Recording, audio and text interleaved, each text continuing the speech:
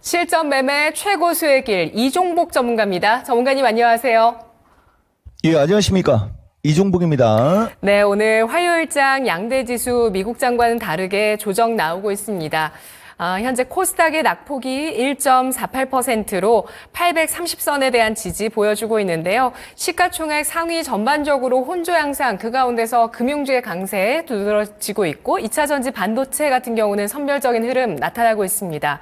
오늘 장의 특징 어떻게 봐야 될까요? 그러니까요. 와, 하루 만에 어떻게 제목이 바뀌어요?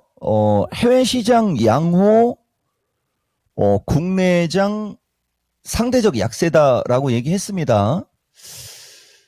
나스닥이 반등 나왔고, 분위기 좋게 갔었는데, 이거 왜 이런 일이 벌어지는지, 이게 파웰하고 졸트 눈치 보기일까요? 라고 얘기하기에는 좀, 여러 가지 좀 할 얘기가 좀 있어요. 어제 이 경제 지표가 나왔는데, 지표가 나오고 나서 바로 미국은 다우가 순간적으로 약세로 돌았고요. 그 다음에 나스닥이 치고 올라가는 모습을 보여줬거든요. 여지없이 지금 시장은 금리 스트레스다라고 얘기하기에는 이미 금리 얘기는 너무 많이 나왔고, 그 다음에 물가 지표나 그 다음에 연준 의원들 연설이나 이런 걸 봤을 때는 지금 현재 시점에서는 이 정도 지표 갖고 이렇게 움직이는 건 아니거든요. 다만 이제 뭐 미국장 이 나스닥 시장 가지고 내가 계속 얘기해 주지만은 저항은 뚫었으나 기술적으로 이게 세게 치고 갈 위치는 아닌데, 그러면 우리나라도 조정을 받는 건 정상이거든요. 근데 이따가 금융주 쪽은 좀 얘기를 하겠지만 어쨌든 뭐 중요한 거는 미국장에 지금 보다시피 테슬라가 결국은 여지없이 강했고요. 미국은 그래서 이게 기술적 분석하기가 수월해요. 이게 정상이거든요. 이게. 그리고 마이크로소프트 또 신고가, 애플도 신고가 가려고 하고 있고, 엔비디아는 역시 흔들림이 좀 많이 나왔습니다. 설마 이거 엔비디아가 여기서 또 치고 가진 않겠죠? 이래버리면은 또 희한한 장 나오는데, 아마존도 신고가권이고요. 그 다음에 알파벳도 신고가권이고요. 뭐 하나 미국은 브로드컴도 어제 반등이 좋았습니다. 그럼 미국장이나 이런 쪽을 보면 정상인데 다른 걸로 봤을 때는 이게 그렇지가 않아요. 그래서 일단은 오늘 장은 여러분들한테 해주고 싶은 얘기는 이제 하고 싶은 얘기가 아니고 이건 해주고 싶은 얘기예요. 졸트거든요. 졸트하고 오늘 파웰 의장 나와서 우리나라 저녁에 밤에 좀 나오는데 지금 구인 인원도 예정대로 나오고, 그 다음에 지표가 이렇게 예정대로만 나오면 나쁜 지표는 아니에요. 다만 이제 파웰이 어떤 얘기를 할지 요 부분은 좀 봐야 될 것 같고요. 그 다음에 나스닥도 어제장에 금융주, 굵은 금융주들이 조금 그래도 그나마 양호했습니다. 그래서 우리나라도 금융주가 강세다라고 하는 것은 논리적으로는 맞는데 요새 지속적으로 얘기하지만은, 자, 금융주 이 정도면은 어제까지의 흐름 정도면은 이쪽이 올라간다고 해서 뭐라고 할 수 없을 만큼 흐름이 양호합니다. 그죠? 예. 그러니까 오늘 지수는 약보합 조정 혹은 흔들리고 있는데 금융주 강세에 삼성전자가 또 이번 주 금요일 날까지는 아마 버틸 거예요, 아마. 근데 거래량도 없는 상태에서 올라간 패턴이 가상의 상승 쐐기형 패턴으로 올라갔는데도 버팅기고 있는 것도 좀 거시기 하고요.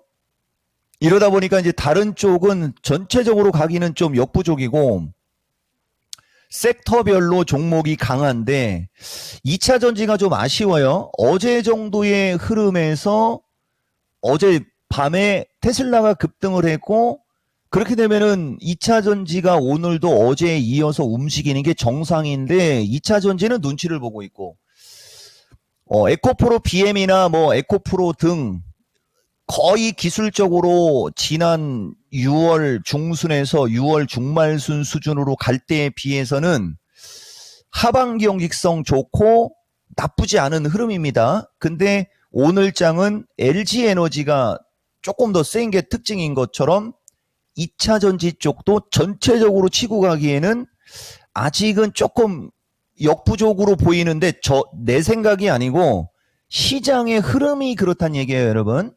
그래서 요게 만약에 바뀌었으면, 그러니까 오늘장 금융주가 강하지 않고, 그 다음에 삼성전자가 강보합권이 아니고, 지금 정도의 흐름이라면, 분명히 반도체, 그 다음에 제약, 2차 전지의 흐름이 강할 흐름인데, 지금 그게 그렇지가 않다라는 걸 지금 짚어주고 있는 거예요.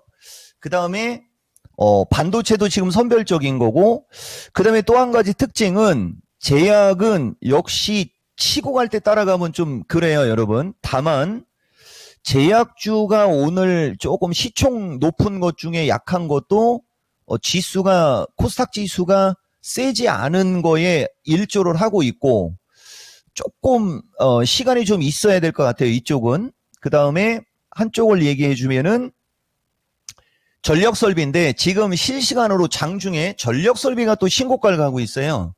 그러니까 여기에서 여러분들한테 이종복이가 하고 싶은 얘기는 지금 장은 철저히 신고가권에 붙어 있을 때는 좀 그렇고, 추세 패턴이 양호한 기존의 주도주들이 지지권역으로 오면 어쨌든 경쟁력은 있다라는 거.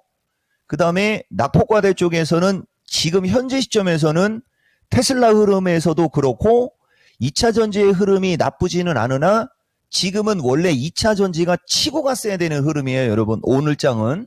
치고 갔어야 되는 흐름이 그렇지 않은 것은 다소간에 좀 아쉬움이 있는 이런 특징을 보이고 있다. 이렇게 말씀드릴 수 있습니다.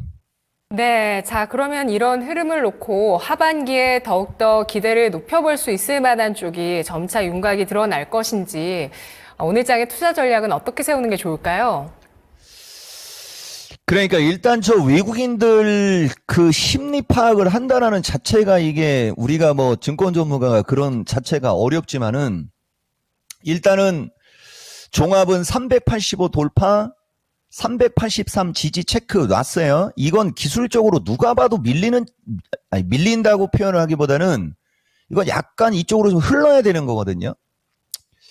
그 다음에 옵션 포지션상으로도 진짜 오래간만에 나오는 특징이에요. 물론 아직 만기가 되려면 며칠 더 남았지만은 외국인은 387 이상 세게 올라가는 걸 원치 않아요. 그 다음에 기관들도 그 콜옵션보다는 풋옵션을 좀 많이 갖고 있거든요. 근데 지금 보면 우리나라 시장에서 뭐가 이게 매치가 안 되는 거냐면은 옵션의 가격은 여전히 되게 비싸고, 잠깐 추세 패턴 중요성 2 하면서 지금 얘기해 드리는 거예요. 외국인은 간만에 위로 세게는 안 보고 있고 오히려 기관은 아래 방향을 보고 있는데 옵션을 갖고 얘기할 때 가격은 비싸고 그 다음에 변동성은 줄고 있거든요. 지금 변동성은 줄고 있습니다. 이거는 사실 설명을 하기가 어려운데 이건 둘 중에 하나죠. 다시 변동성 옵션의 가격을 빼기 위해서 지금과 같은 변동성을 주는 것이냐, 아니면은 이 변동성 차트가 다시 치고 올라갈 거기 때문에 먼저 선반영되는 거냐, 이런 게 어려운 거예요. 이게 하반기 두 번째 거래일에 시장 대응은 간단한데 수익을 내기가 쉽지 않은 얘기를 어제 해드렸는데 이런 요인 때문에 그렇거든요. 그러면 외국인들은 원화가 약세면 주식을 팔아야 되는데 오히려 주식은 사고 있고, 변동성이 줄어들으면 옵션의 가격이 빠져야 되는데 옵션의 가격은 안 빠지고, 요런 게 지금 시장에서 어려운 겁니다. 여러분, 추세는 상방에 코스닥이 낙폭과되고 이 상황에서는 코스닥이 올라가야 되는데, 그리고 하나 더 있어요, 여러분. 코스닥 150하고 코스닥 차트하고 완전 달라요. 이게 그래서 차별화가 나오는 거예요. 코스닥 종합은 저점을 지금 깨려고 하고 있지 않습니까? 다만 거래량이 없는 상태에서 밀려내려가는 게 긍정이고, 이게 지금 코스닥 차트고 이종복은 코스닥 150을 봅니다. 요게 차이가 있는 거 여러분들 꼭 알고 있으셔야 돼요. 그래서 어쨌든 아까와 같은 요인이 좀 어려운데, 그죠? 이종복이 여러분들한테 얘기해주고 싶은 것은 중간에 얘기했듯이, 아차, 금융주 했으니까 자동차도 하나 얘기하고 갈게요. 결국은 지금 보면 현대차 29만 9,500원 찍고 지금 27만 원대면 요것도 단기간에 한두 번만 밀리면 한 10% 밀리는 거거든요. 요 정도 가격대 27만 원 초반이나 뭐 요 정도에서는 하반기성 정도 좀 주는 게 맞을 것 같은데, 보다시피 자동차는 좀 밀리잖아요. 오히려 지금 은행주가 치고 가는 것보다는 자동차가 들빠지는 게 정상이에요.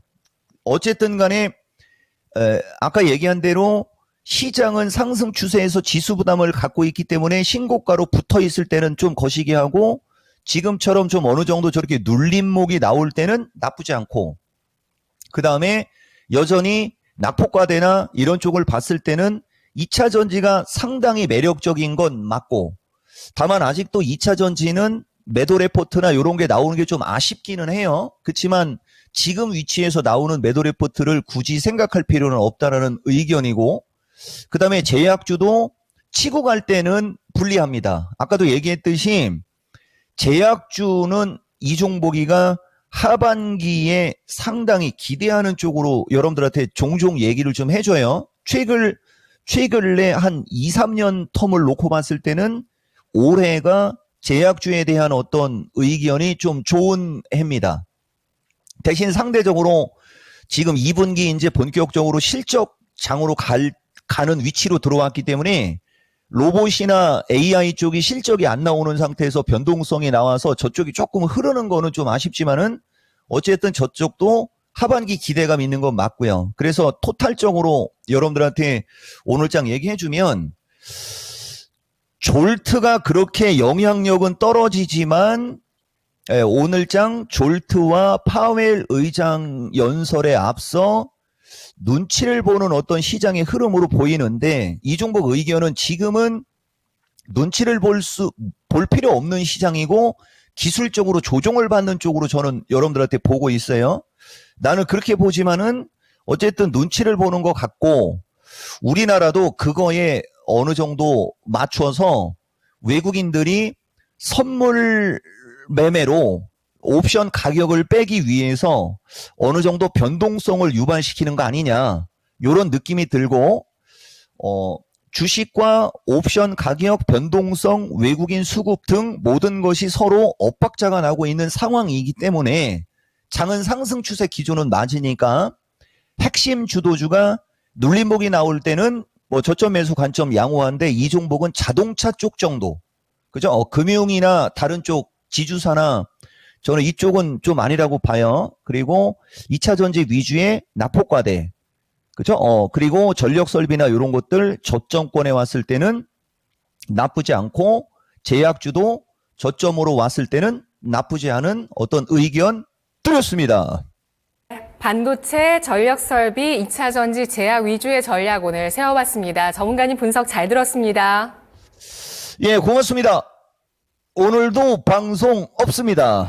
네, 미국의 고용지표 졸츠 보고서 그리고 파월 연준 의장의 발언을 앞두고 시장의 눈치 보기 관점 전해주셨습니다. 시장은 이렇게 눈치를 보고 있고 이 가운데서 추세 패턴 중요성 2 강조해 주시면서 주도주의 눌림목 관점 그리고 낙폭 과대주 가운데서 선별할 수 있는 업종에 대해서 분류해서 전략 세워봤습니다. 실전 매매 최고수의 길이었습니다.